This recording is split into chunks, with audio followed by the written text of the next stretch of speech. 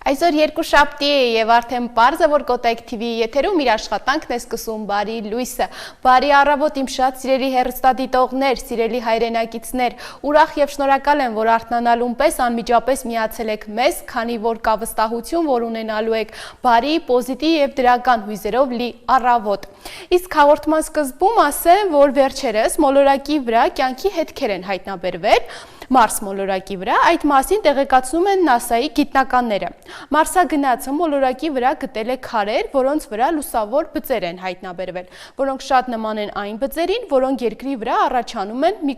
երբ միկրոբներ են ապրում։ Սակայն այս տեղեկությունը վերջնականապես կարող է հաստատվել այն բանից հետո, երբ քարերը հասցվեն երկիր լաբորատոր ուսումնասիրության համար։ Սիրելի հեռուստադիտողներ, սիրելի հայրենակիցներ, մինչ մեր այսօրվա հյուրին ներկայացնելը, առաջարկում եմ դիտենք թարմեցնող տեսահոլովակ, վերադառնանք եւ շարունակենք եթերը։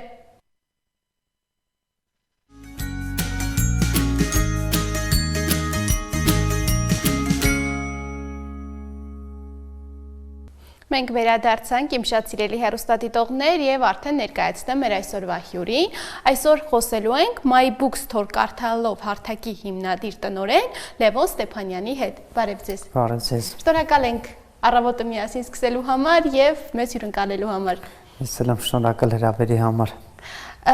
Եվ սկզբում ցանկանայինք խոսենք հարթակի մասին, ինչպես ստեղծվեց հարթակը։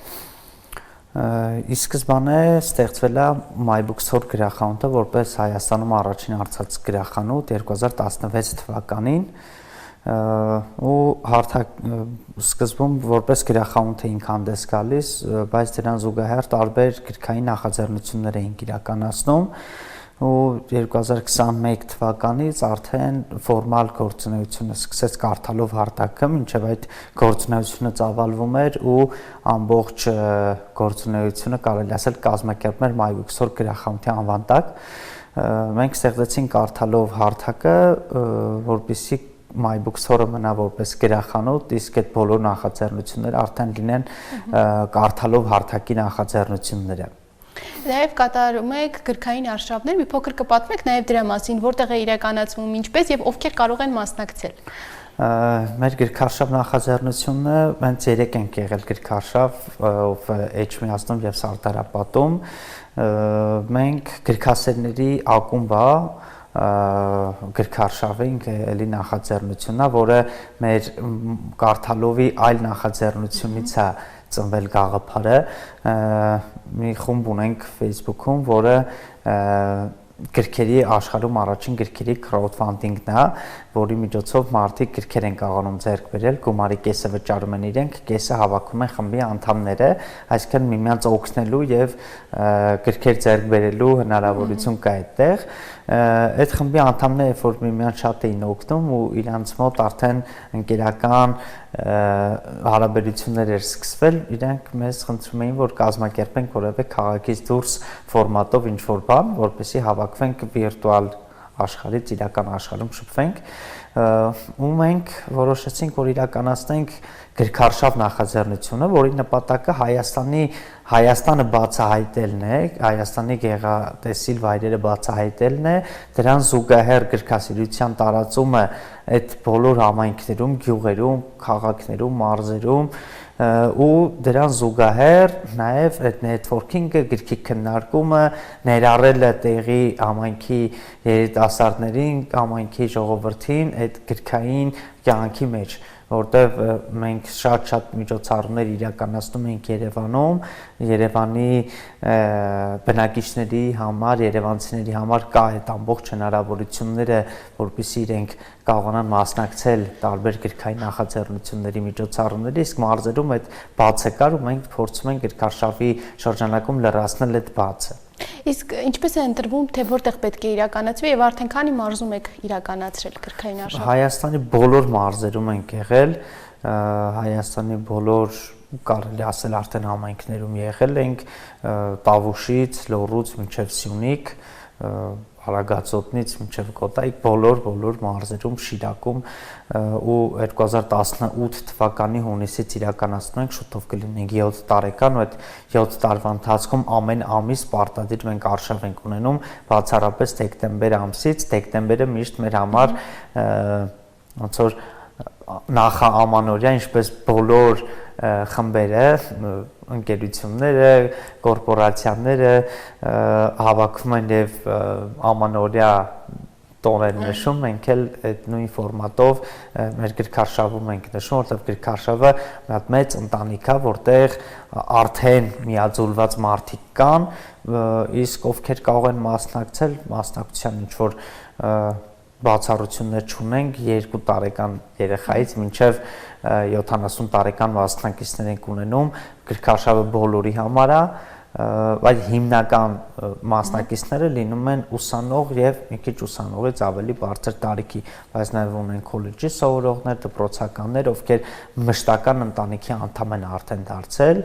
ու կարելի ասել արդեն յուրաքանչյուրը իր գործառույթը ունի Իսկ հարթակի հիմնական առաքելությունը ի՞նչն է հանդիսանում, ինչպես եք նպաստում երիտասարդներին ավելի շատ գրքեր ընթերցելու, ավելի շատ ընթերցանությամբ հետաքրքրվելու համար։ Կոնկրետ գրքարշավի դեպքում Հայաստանը բացահայտելով այդ գրքասիրության տարածումն է, իսկ ընդհանրապես առհասարակ կարդալով հարթակը որպես հարթակ իր գործունեությունը ծավալում է հստակ քայլերով մարդկանց գրքերին մոտեցնելուն։ Մեր բոլոր պրոյեկտները, նախագծերը, եթե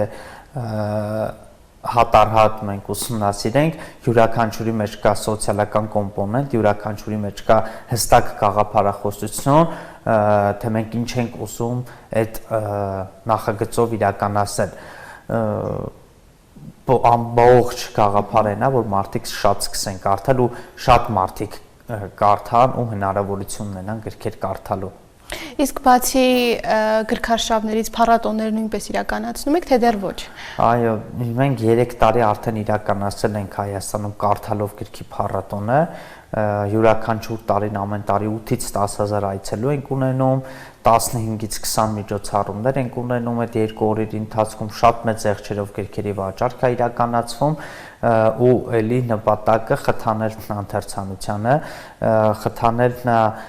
հնարավորություն տալն է մարդկանց շփվել հայտնի դերասանների, գրողների, գրականագետների, երգիչների տարբեր ոլորտում հաջողության հասած մարդկանց հետ, ովքեր գալիս են խոսում են իրենց սիրելի գրքերից կամ թեկուզ ոչ գրքերից,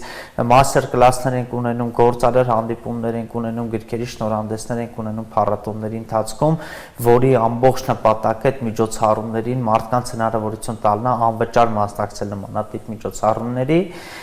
իսկ մեծ եղջերը մենք իրականացնում ենք համարյա թե ինքնարժեքին մոտ երբեմն նաև ինքնարժեքից ցածր մեր գործընկեր հովանավորների միջոցով, որը հնարավորություն է տալիս մարդկանց ավելի շատ գիրք գնել ու ավելի շատ գիրք նվիրել, քանի որ դա իրականացնում ենք գիրք նվիրելու օրվան ընդառաջ ու արդեն մի կարելի է ասել գաղտնիք էլ կարող են բացել հավանաբար արդեն մոտ 90% հաստատված մենք մայիսին գրքերի կարդալով գրքի փառատոնը իրականացնելու ենք Մոսկվայում։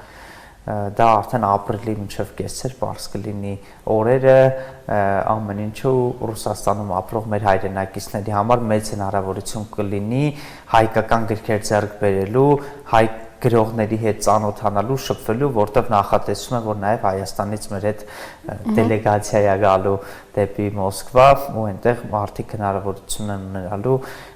հայկական գրքեր ձեռք բերելու, բայց դրան զուգահեռ նաև ռուսերեն գրքերի, ռուսալեզու գրքերի վաճառքը լինելու, որպեսզի ռուսներին էլ է շատ հետաքրքրում հայկական մշակույթը, հայ գրողների գրածները ռուսերեն լեզվով Նաև նշեցիք, որ ռուսերեն էլ են թարգմանում, իսկ կան գրքարշավներին մասնակցող այլ երկրներից եկած մարդիկ, ու ինչպես Հայաստանում շրջելիս նրանց կողմից ինչ կարծիքի եք արժանանում։ Եղել են մի քանի դեպքեր, շատ դեպքեր չէ, բայց 1-2 անգամ եղել են պարսիկներ, հնդիկներ, ովքեր մեր հետ արշավել են ու խմբերով են իրանք եկել, չի եղել որ միայնական, իրենք եկել են իրենց մի հայ ընկեր խորհրդատար, որ եկեք գնանք պտտվենք այս խմբի հետ, եղել են 5 հոգով, 10 հոգով միացել են միանգամից մեզ, շատ լավ անցել, բայց նաև ունենք ռուս, եվրոպացի գրքարշավականներ, ովքեր կրկին մեր գրքարշավականների ընկեր, ծանոթ, ամուսին, բարեկամ, որ եկել են հյուր Հայաստան ու իրանք մեզ հետ գրքարշավի մասնակցել են։ Այն նրանց կողմից հետաքրքիր է կարծիքը ինչպիսին է։ Շատ հետաքրքիր է, որտեղ մեր արշավում շատ կարևոր կետեր կան, առաջինը մեր ծանոթության փուլն է, մենք արշավի ամենասկզբում, երբ որ հասնենք առաջին կանգառը, մենք այնտեղ ունենում ենք ծանոթություն, յուրաքանչյուրը ներկայանում է, իր տարիքն է ասում, մասնագիտությունը, ինչով է զբաղվում, ինչ է աշխատում, աշխատանք է փնտրում ու այսպես լիքը համագործակցություններ են լինում, անգամ արդեն զույգեր ունենք, ովքեր նշանվել են, ամուսնացել են մեր գրքարշավի շրջանակներում միմյանց հետ ծանոթանալով ու նաև մենք այդ networking-ը շփումը այդ ընտանեկան միջավայրը ստեղծելով մարդկանց հնարավորություն ենք տալիս լավ ընկերներ ձեռք բերելու, ոչ միայն արշավելու, գրքեր կարդալու։ Նշեցիք, որ ապրիլ ամսին ունեք նորություն, իսկ բացի ապրիլից ինչ նոր անելիքներ ունեք, հետագա պլանների կա, գրախանութը ընդլայնելու հնարավորություն այլ տեղեր, նաև որտեղ է սպասվում նոր գրքարշավ։ Գրքարշավ ամեն ամիս լինելու է, ապրիլին լինելու է, քանի որ 3 են կարշավել, այս շաբաթվա ընթացքում մեր թիմը արդեն նոր ուղղությունը նախատեսած ունի,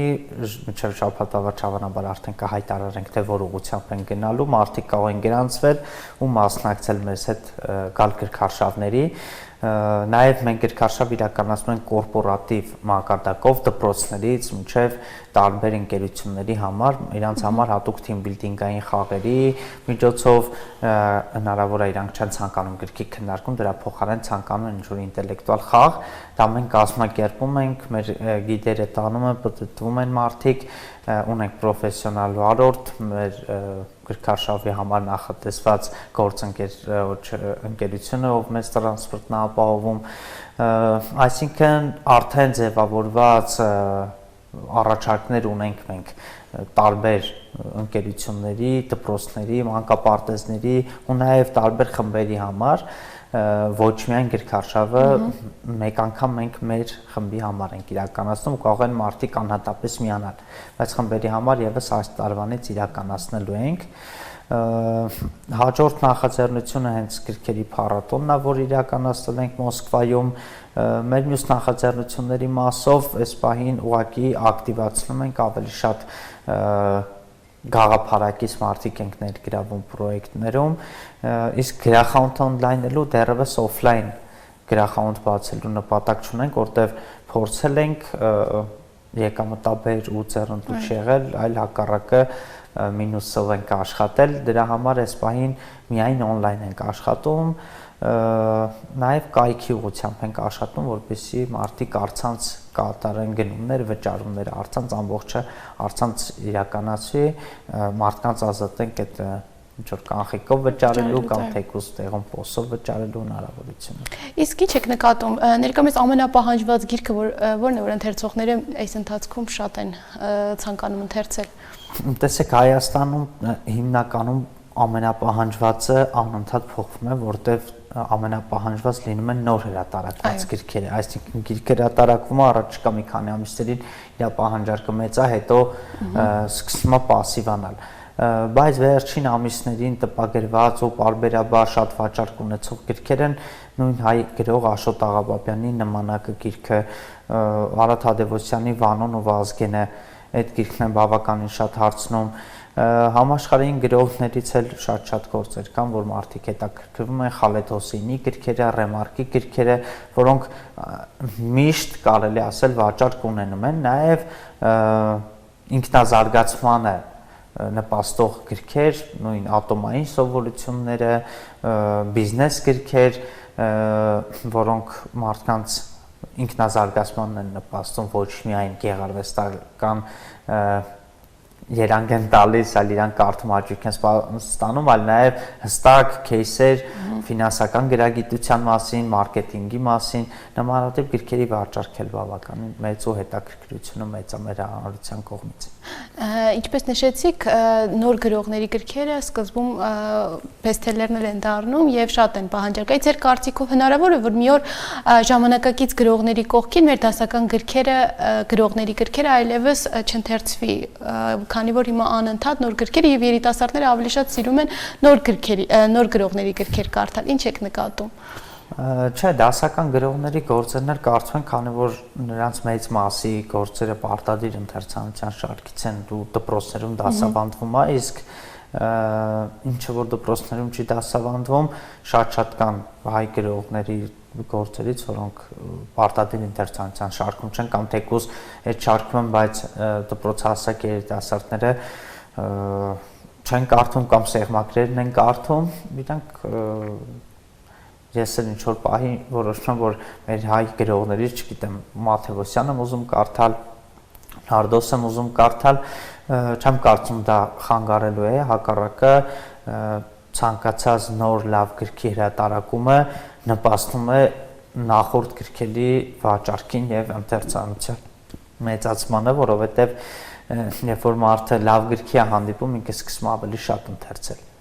Երբ որ շատ ընթերցում, արդեն շատ է փնտրում լավ գրքեր։ Նաև էլեկտրոնային եւ աուդիո գրքերն են հիմա շատ տարածված, նաև այս մասով էի ուզում ձեր կարծիքը իմանալ, հնարավոր է դրանք մի օր զիջեն տպագիր գրքերին։ Քանի որ հիմա շատ երիտասարդներ ավելի շատ չեն սիրում կարդալ, այլ լսել կամ հենց էլեկտրոնային չեն գնում գրքերը, այլ էլեկտրոնային են ընթերցում։ Օրինակ հայերեն էլեկտրոնային գրքեր շատ քիչ են։ Քիչ են։ Հայերեն էլեկտրոնային գրքեր այդ մշակույթը չկա։ Եթե կանել դա PDF սարքած առանց հեղինակային իրավունքի անորակ ինչ որ PDF-ներ են, որոնք օրիգինալ, ինչպես ամբողջ աշխարհում ընդունված Amazon-ում, Ռուսաստանում Ozon-ում կամ տարբեր գրախանութներում վաճառվում է գրքի օրիգինալ PDF-ը, երբ որ դուք գնում եք քո պլանշետով, քո գadget-ով կարդում ես, դա Հայաստանում դեռևս ընդունված չի, շուկան բաց է, բայց նաև պահանջարկն է շատ ցածր այդ ոլորտի, իսկ նույնը աուդիո գրքերի մասնով ամբողջական գրքեր հայերեն շատ քիչ են կամ շատ քիչ են, որ կարելի է թվարկել էլի այդ գրքերը, այսինքն այդ շուկան բաց է, միգուցե կզարգանա, միգուցե մարդիկ շատ կլսեն, շատ կընթերցեն այդ PDF տարբերակները, բայց չեմ կարծում, որ այնքան դա կզարգանա, որ գիրքը կզիջի իր դիրքերը, որովհետև գիրքը ամեն դեպքում շատ լավ նվեր է, որը մարդիկ ծնունդին, ամանորին, տարբեր առիթներով կարող ես մարդուն նվիրել ու գիրքը ինձ համար գրքի էֆեկտը ոչինչ չի կարող փոխարինել։ Ես համաձայն եմ, որ երբեմն մեքենայի մեջ մարզասրահում ու ցանկանում ես այդ ժամանակը ինքնակրթվել ու գիրքը ձեռքդ բռնել, կարդալը հնարավոր չի, բայց իհարկե լավ գրքի եթե դու հանդիպում ես, դու ուզում ես այդ գիրքը ունենաս նաև քո գրապահարանում, միանշանակ գնում եւ տանում ես նաև քո գրապահարանն ես թարմացնում։ Նաև նորից վերադառնալով հարթակին, ինչ եք նկատում վերջին տարիներին երիտասարդների կողմից, ինչպիսի հետաքրքրություն արշավներին մասնակցելու ավելացել են, ավելի շատ, թե քչացել են եւ ինչով է պայմանավորված նաև երիտասարդները, որ սկսել են ավելի շատ գիրք կարդալ։ Կոնկրետ արշավների մասնակցությունը հիմա սահմանափակումները երիտասարդների շատ ավելի քիչ է, քան նախկինում։ Մենք երկօրյա արշավներ ենք իրականացնում, նաև վրանային արշավներ շուտով մայիսից, հունիսից կսկսվի մինչև սեպտեմբեր-հոկտեմբեր այդ արշավները իրականացնում են գիշերակացով, խարույկ, կիթառ, վրանները տեղադրել, միմյանց հետ հավաքվել, միասին հաց պատրաստել, միասին սնվել, այսպիսի activity-ներ ենք ունենում ու հիմա մենք արշավներին մասնակցում են 14-15 տարեկան երեխաներ, որոնք խնդիրներ չեն ունենում ընտանիքում, այսինքն մեր մոտեցումները, մարդկանց ընտանիքում մոտեցումները, քանի որ շատերի մոտ փոխվել են, բնականաբար երիտասարդները նմանատիպ միջոցառումների շատ ավելի ակտիվ են կարողանում մասնակցել, քան օրինակ 2000-ականների սկզբին։ 2020 թվականի պանդեմիայից հետո ավելի շատ է հետաքրքրությունը մեծացել, քան որ մարդիկ չէին կարողանում այլ երկրներ ճամփորդել, սկսեցին Հայաստանը բացահայտել, ու Հայաստանը իրոք շատ բացահայտելու տեղեր ունի, որոնց մասին մեր հանրությունը չգիտի, իսկ մենք գնում ենք, բացահայտում ենք հետաքրքիր վայրերը, մեր խմբի համար ստեղծում ենք հնարավորություն տեսնել այդ վայրերը, ու հետաքրքրությունը կարելի ասել բավականին մեծ է արշավների նկատմամբ, իսկ գիրք կարդալու հետաքրքրությունը իհարկե շատացել է, իհարկե էլի կարելի է ընդգծել, որ 2015, 16, 17 թվականներից սկսած գրքերի ոլորտում բավականին մեծ ներդրում է կատարվում եւ հրատարակիչների կողմից եւ այն մարդկանց կողմից, ովքեր հնարավորություններ են ստեղծում, ովքեր շատ են խոսում գրքերից, հիմա նաև կան բլոգերներ, ովքեր գրքեր են պրոպագանդում, գրքերից են խոսում ու իրենց հետևորդների նույն մեր փառատոնները, իրանց ամբողջ նպատակը անդադար գրքերից խոսելն է, որպեսզի մարդիկ ուր գնան այդ գրքերից տեսնեն, իսկ դու երբ որ անընդհատ ինչ-որ բանի հետ հանդիպում ես, քո մոտ հետաքրքրությունը մեծանում է տվյալ առարկայի, տվյալ պրոդուկտի նկատմամբ, այս մասում, այս դեպքում գրքերի նկատմամբ, ու մարդիկ տեսնելով, որ շատերը կարդում են, շատերը խոսում են գրքերից, գիրք կարդացողները արդեն գիրք կրծողները չեն, այլ հեղինակություն ունեցող մարդիկ են, այստեղ գլխի վրա շուռ է գալիս ամեն ինչ, ու երեխաներ կան, որոնք մեր գրախանութներ են գալիս կամ մեր փառատոններն են գալիս ծնողների հետ, ու իրոք ծնողները խորհուրդ են հարցնում, այս գիրքը խորհուրդ ես տալիս, ասում է կարդացել է, ես շատ եմ ոգևորում ու ուրախանում, որ այդպիսի երեխաներ կան, որ օրինակ 10 տարեկանում արդեն 5-6 գիրք, 10 գիրք կարդացել են, արդեն այդ խոսում է, որ ծնողները օրինակ են ծառայում երեխաներին։ Նաև ձեր կողմից կարծիք կուզեի իմանալ, որ գիրքն է, որ ձեր կարծիքով պարտադիր է, որ բոլորը ընթերցեն։ Օրինակ ես շատ եմ սիրում Փոքրիկ իշխանը գիրքը, ու այդ գիրքը փոքր տարիքում եմ կարդացել, բանակում եմ կարդացել, ուսանող ժամանակ եմ կարդացել, հիմա էլ կարող եմ կարդալ, տարվա մեջ կարելի ամեն տարի այդ գիրքը կարդալ ու ինչ-որ նոր բաներ սովորել, նույնը շատ հետաքրքիր գրքեր կան, որոնք երբեմն կարող կարդաս այդ տարիքում այդ գիրքը քեզ դուր չգա, բայց դու պետք է պատրաստ լինես այդ գրքերը կարդալու, կան նմանատիպ գրքեր նաև, բայց կոնկրետ Փոքրիկ իշխանը այն գիրքն է, որը պետք է կարծում բոլորը կարդան, որտեղ ինքը բարի, շատ լավ գիրք է, այդպիսի գրքեր կարող եմ ասել օրինակ Ջոնաթան Լիվինգսթոն Ճայը, ինքը էլ այն գրքերից է, որ կարելի է ամեն տարիքում կարդալ, Ջորջ Օրուելի Անասնաֆերման, որը միշտ կարելի է այդ գիրքը կարդալ ու հետևություններ անել այդ գրքի մասին, մտածել ինքը, որտեղ քաղաքական ենթատեքստերով, քաղաքական միտքը զարգացնելու դաստիարակչական գիրք է, որը մենք պետք է միշտ կարդանք, դրանից դասեր քաղենք, սովորենք, որտեղ Հայաստանի Հանրապետության յուրաքանչյուր քաղաքացի ինչ որ չափով պետք է նաև քաղաքականությունը պատկերացնի, որտեղ մենք այնպիսի երկիր ենք, մենք չենք կարող ուղղակի քաղաքականությունից զերծ մնալ, մենք պետք է պատասխանատվություն վերցնենք ու քաղաքականությամբ զբաղվենք նաև, չեմ ասում շատ մեծ ակտիվ ձևով, բայց մենք յուրաքանչյուրս այդ պատասխանատվությունը պետք է գիտակցենք, որտեղ մենք 100 միլիոն չենք, 150 միլիոն չենք, որ մտածենք այդ մի հոգու, այստեղ իրոք մի հոգու ձայնը որևէ բան է փոխում, մի հոգու կարծիքը ինչ որ բան կարա փոխի մեր երկրում։ Նաև ամփոփելով թեման, հիմա հեռուստադիտողների շատերը դիտելով հաղորդումը երևի կցանկանան ներգրավեն գրքային արշավին, մի փոքր պայմանները նույնպես կներկայացնեք, լիովին անվճար է, թե նաև ինչ որ մասամբ Չէ, արշավները վճարովի են իրանք, վճարովի պրոդուկտ է, որտեղ մենք ավտոբուսի համար ենք վճարում, թանգարաններին ենք վճարում, գիտի ծառայության համար ենք վճարում, այդ ամբողջ կազմակերպչականը մենք իրականացնում ենք, այնտեղ նաև երբեմն մեր այդ լուսանկարահանով, վիդեոհոլովակներ նկարող մարդիկ ենք վերցնում, որպեսզի պրոպագանդվի մեր նախաձեռնությունը, ենք վճարովի են մոտ 5000-ից մինչև 6000, 7000, երկօրյա արշավները արդեն 10000-ից 15-20000-ի սահմանում են տատանվում, կախված ինչ ուղղությամբ են գնում, մեր վրա ինքնարժեքը ինչքան է կազմում, Մարդիկ կարող են մեր հենց գրքարշավ Facebook-ում եւ Instagram-ում էջ ունեն գրքարշավին հետևեն MyBook Store-ի էջում էլ է տեղադրվում իվենտները, Կարդալովի էջում էլ է տեղադրվում մեր ամբողջ այդ գրքային էկոհամակարգի մեջ իրանք կարող են ինֆորմացվել մեր նախաձեռնությունների մասին։ Շնորհակալ ենք Լևոն ջան, հետաքրքիր եւ բովանդակալի զրույցի համար։ Ձեզ նորանոր հաջողություններ եմ մաղթում։ Շնորհակալ եմ։ Սիրելի հեռուստադիտողներ, հիշեցնեմ, որ այսօր զրուցում ենք MyBook Store Կարդալով հարթակի հիմնադիր տնօրեն Լևոն Ստեփանյանի հետ։ Իսկ այս պահին ընդմիջենք երաժշտական տեսահոլովակով, վերադառնանք եւ շարունակենք եթերը։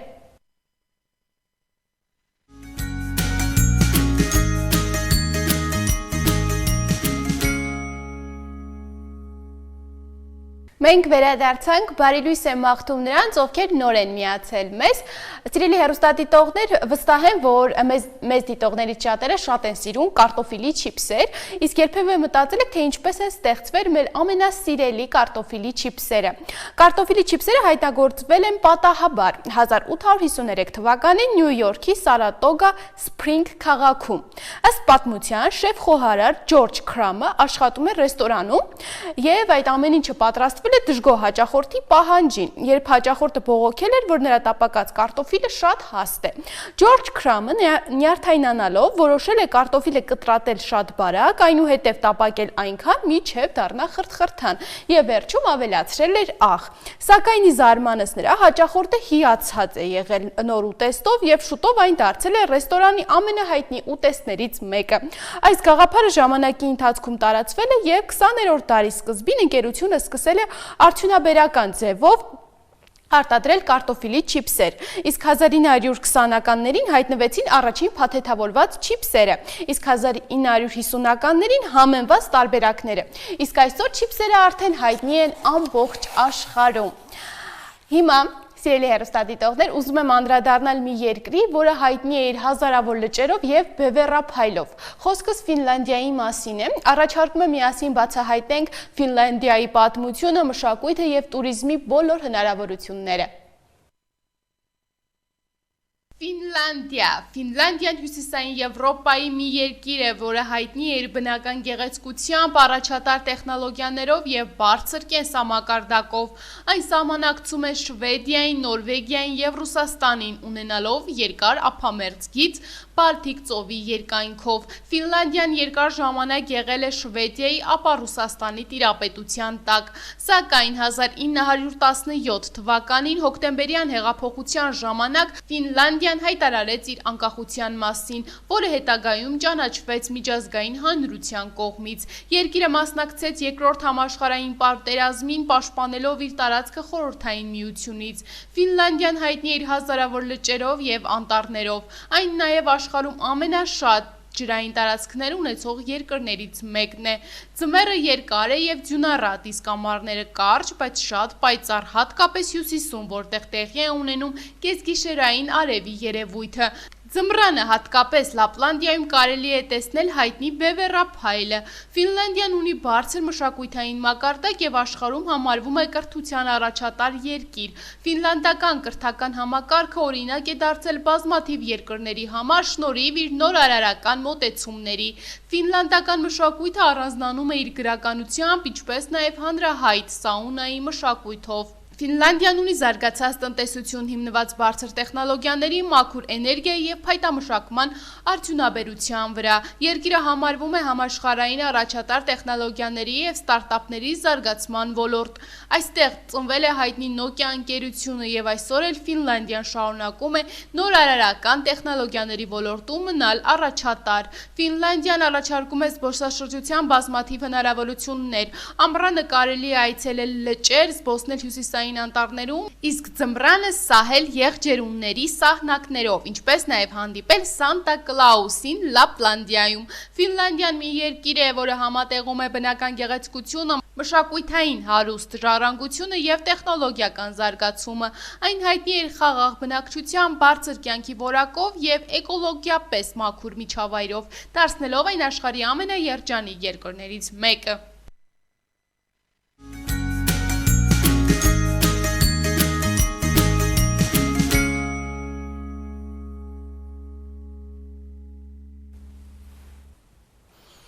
Հաղորդման այս հատվածը պատկանում է օգտակար խորհուրդներին եւ այսօր առանձնացրել եմ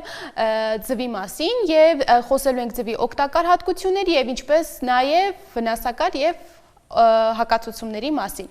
Ձուն ունի բազմաթիվ առողջարար հատկություններ։ Այն պարունակում է բարձրորակ սպիտակուցներ, որոնք անհրաժեշտ են մկանների աճի, հյուսվածքների վերականգնման եւ օրգանիզմի ընդհանուր առողջության համար։ Ձուն պարունակում է B խմբի վիտամիններ, D վիտամին, ինչպես նաեւ երկաթ, ցինկ եւ սելեն։ Ձվի դեղնուցը պարունակում է նաեւ խոլին, որը կարեւոր է ուղեղի եւ հիշողության աշխատանքի համար։ Խոլեստերինի բարձր մակարդակի շնորհիվ այն կարող է վնասներ հասցնել օրգանիզմին եւ ձվի դեղնուցը պարունակում է խոլեստերին, ինչը կարող է ազդել արյան խոլեստերինի մակարդակի վրա։ Որոշ մարդիկ, հատկապես փոքր երեխաները, կարող են ունենալ ձվի սպիտակուցի նկատմամբ ալերգիա, ինչը կարող է առաջացնել մաշկային բորբոքումներ, մարսողության խնդիրներ կամ անաֆիլաքսիա։ Հում կամ ոչ բավարար եփված ձուն կարող է պարունակել սալմոնելա բակտերիա, ինչը կարող է սննդային թունավորման պատճառ հանդիսանալ։ Չափից շատ սպիտակուցի օգտագործումը կարող է լարվածություն առաջացնել երիկամների վրա, հատկապես նրանց մոտ, ովքեր արդեն ունեն երիկամային անբավարարություն։ Ձուն հակացուցված է նաև ալերգիա ունեցող մարդկանց, սրտանոթային հիվանդություններ ունեցող մարդկանց խորհուրդ է տրվում քիչ քանակությամբ օգտագործել ձու։ Երիկամային հիվանդություններ ունեցող մարդկանց խորհուրդ է տրվում մինչև ձվի օգտագործումը խորհրդակցել բժիշկի հետ, քանի որ ձվի սպիտակուցի ավելցուկը կարող է խնդիրներ առաջացնել։ Իսկ շաքարային դիաբետ ունեցող մարդիկ պետք է շատ զգույշ օգտագործեն ձուն, քանի որ որոշ հետազոտություններ ցույց են տվել, որ այն կարող է բարձրացնել սրտանոթային հիվանդությունների ռիսկը։ Ձուն շատ օգտակար է առողջության համար, եթե այն օգտագործենք ճիշտ չափաքանակով եւ առողջ մարդիկ այն կարող են օգտագործել 1-ից 2 անգամ օրական, իսկ սակայն որոշ դեպքերում խորհուրդ է տրվում այն խորհրդակցել բժիշկի հետ նոր օգտագործել։ Այսքան է ձվի մասին, իսկ հիմա հաղորդման վերջում առաջարկում եմ ծանոթանալ մի ջրվեժի մասին, որը աշխարհի ամենամեծ ջրվեժն է, անխելն է, խոսքս անխելի մասին է, ինչպես է այն հայտնագործվել եւ ինչու է այս վայրը այսքան առանձնահատուկ, կիմանանք դիտելով հոլովակը։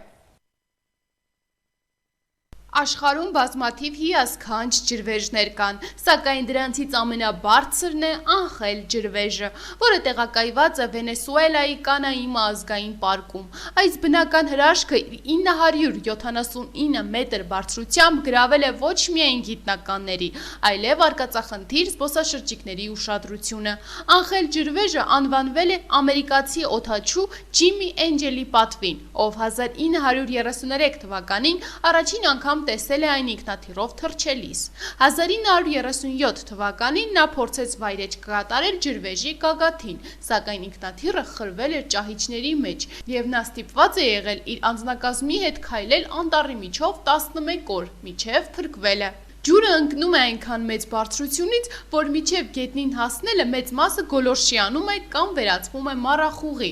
Անխել ջրվեժ հասնելը բավականին դժվար է, քանի որ այն տեղակայված է հեռավոր եւ խիտ անտառներով շրջապատված տարածքում։ Զբոսաշրջիկները կարող են այնտեղ հասնել միայն ինքնաթիռով, Կանաիմա ազգային պարկից, այնուհետև նավակով։ Լավագույն ժամանակը ջրվեժ այցելելու համար հունիսից դեկտեմբերն է, երբ տեղումները շատ են եւ ջրի հոսքը առավելագույնն է։ Չոր եղանակին ջրվեժը կարող է գրեթե անհետանալ։ Անխել ջրվեժը ոչ միայն աշխարհի ամենաբարձր, այլև ամենագեղեցիկ բնական հրաշալիքներից մեկն է։ Այն խորհրդանշում է Վենեսուելայի բնության հզորությունը եւ մնում է շատերի երազած ճանապարհորդական ուղղություններից մեկը։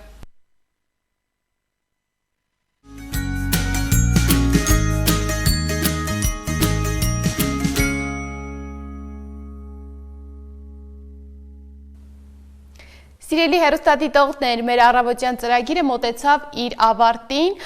ձեզ լավ օրվա շարունակություն եմ մաղթում, իսկ մենք կհանդիպենք արդեն վաղը, իհարկե, Kotayk TV-ի եթերում։